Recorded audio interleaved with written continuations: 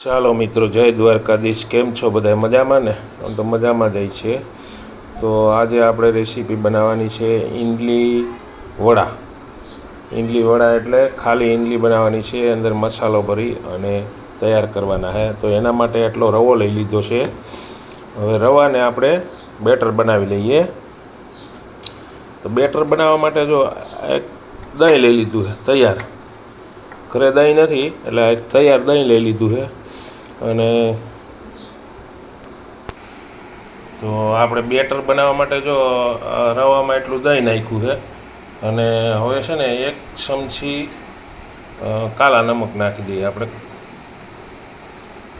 અને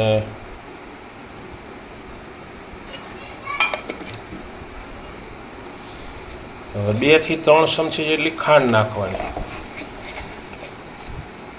જો 2 થી 3 ચમચી, વધીને 3 ચમચીથી વધારે ન નખાય. તો આ 3 ચમચી જેટલી આપણે ખાંડ નાખી દીધી છે. તો ખાંડ નાખીને બેટરને છે ને હલાવવાનું છે. પહેલાં હલાવી લઈએ. જો આપણું બેટર તૈયાર થઈ ગયું છે. હવે એને આપણે 10-15 મિનિટ ઢાંકીને મૂકી દેવાનું છે, બરાબર? તો એને આપણે ઢાંકી દઈએ. અને હવે છે ને જો આ બટેટા બાફવા મૂક્યા હતા, બફાઈ ગયા અને હવે ફોલવાનું ચાલુ કરી દીધું છે. એનો આપણે મસાલો બનાવવાનો. આવો વિડીયો કોઈએ નહીં બનાવ્યો. આપણે પહેલીવાર આ રીતના વિડીયો નવીન ડિઝાઇનથી બનાવીએ છીએ. એટલે તમે વિડીયોમાં બન્યા રહેજો અને વિડીયો જોતા રહેજો. તમને પણ ખ્યાલ આવે કે આઈટમ કઈ થાય એમ. જો હવે આપણે બટેટા બફાઈને તૈયાર થઈ ગયા છે, તો એનો મસાલો આપણે બનાવી નાખીએ. તો એમાં પહેલાં છે ને થોડી ધાણા ભાજી નાખી દઈએ. અને પછી છે ને મસાલા નાખી દઈએ, સાદા મસાલા. જો હવે 2 મરચી નાખી દઈએ આપણે તીખાશ માટે. અને આટલું આપણે આદું નાખી દઈએ, ખમણેલું આદું છે. એટલે આવું ઝીણું કરીને નાખી દેવાનું. પછી તીખાશ માટે છે ને જો લસણવાળી ચટણી છે, એટલે માપે મેળે રાખવાનું, કેમ કે મરચી નાખીએ. અને સ્વાદ પ્રમાણે મીઠું નાખવાનું.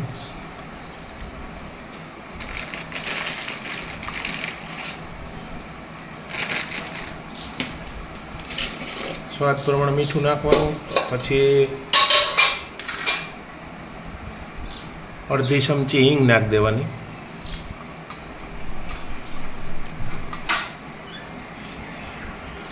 અને 1 ચમચી ધાણા જીરું પાવડર નાખી દેવાનો.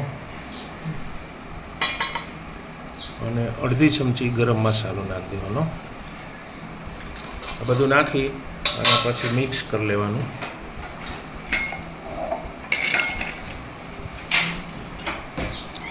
અને મિક્સ કરી નાખીએ. તો એના માટે છે ને આપણે પાણી ગરમ કરવા મૂકી દીધું છે. અને આ વાટકી બાટકી બધું કમ્પ્લીટ કરી લીધું છે. અને આ આપણું બેટર તૈયાર થઈ ગયું છે. હવે આપણે થોડોક એમાં ઈનો એડ કરવાનો છે. ઈનો એડ કરી દઉં, પછી થોડીક વાર હલાવવાનું છે. અને મસાલો જો આ રીતના તૈયાર કરીને રાખ્યો છે. હવે આપણે આ બેટર તૈયાર કરી લઈએ. પાણી ગરમ કરવા મૂકી દીધું, ગરમ થઈ ગયું છે. એટલે આપણે પહેલાં બેટરને સરખું 10 મિનિટ ઢાંકીને મૂકી દીધું હતું.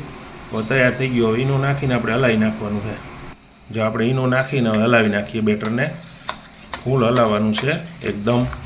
એટલે એ બેટર આપણું તૈયાર થઈ ગયું. જો આ વાટકી ભરીને આપણે આવી રીતના ભરી લેવાની થોડી થોડી. પછી એમાં આવી રીતના છે ને મસાલો એડ કરી દેવાનો. જો આવી રીતના છે ને મસાલો આપણે એડ કરી દેવાનો. એટલે હલાવવાનું નહીં, ખાલી આ મસાલો જો આવી રીતના એડ કરતું જવાનું. જો આવી રીતના.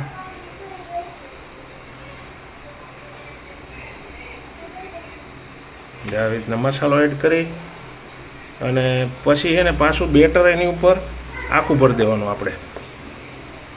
આવી રીતના. એટલે ઈડલી મસાલા કહેવાય અને ઈડલી વડાઈ કહેવાય. જે કેવું હોય તમે કહેજો. અમને તો બહુ આવું નામ આવડે નહીં. બાકી વિડીયા ઉતારીએ. જો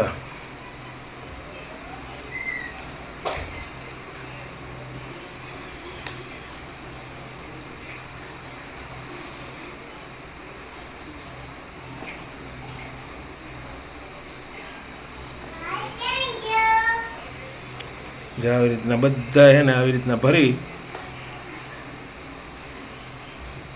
અને પછી પાણી ઓલું કરી નાખ્યું છે થોડુંક નડતું એટલે જ આડાવરું ઢોરાઈ જાય આપણાથી ખરેખર ઢોરાવું ન જોઈએ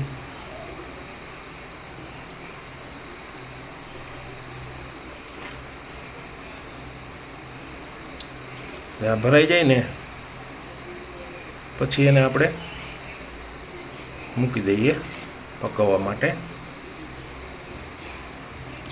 હવે આપણે ભરાઈને કમ્પ્લીટ થઈ ગયા છે તો હવે આપણે છે ને પાકીને કમ્પ્લીટ થઈ ગયું છે હવે એને આપણે ઉતારી લીધું છે હવે એને ઘડીક આપણે ઠરવા દેવાનું છે થોડુંક ઠરી જાય ને પછી તમને બતાવું જો આ કેવી રીતના રેસીપી બની ત્યાં સુધી વિડીયોમાં બન્યા રહેજો અને અમારો વિડીયો જોતા રહેજો તો આ તો આપણો ઇન્ટરેસ્ટિંગ નાસ્તો અને આ રેસીપી તમને કેવી લાગી તો જરૂરથી લાઇક શેર અને સબસ્ક્રાઈબ કરજો અને અમારો વિડીયો ગમ્યો હોય ને તો ફોલો કરતા રહેજો અને જો આ મસ્ત એકદમ ઇન્ટરેસ્ટિંગ નાસ્તો જો અત્યારે આ તીખી ચટણી છે પછી આ લીલી ચટણી છે આ મીઠી ચટણી છે અને આ બાળકોને બહુ ભાવે અને ખાવાની બહુ મજા આવે એમ અંદર મસાલો જો આવી રીતના મસાલો હોય અંદર મેં કાઢીને તમને બતાવી જો આ રીતે મસાલો હોય અંદર અને બહાર છે ને ઢોકળું આમ જો આ એકદમ પોછું અને ખાવાની પણ અમુક બહુ મજા આવે છે આ રીતે ચટણી સાથે ત્રણેય ચટણી હોય અને પછી આ નાસ્તો હોય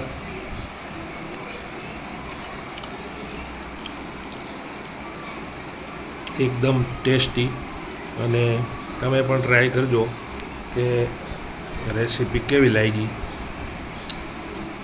તો જરૂરથી ટ્રાય કરજો અને અમારા વિડીયોમાં બન્યા રહેજો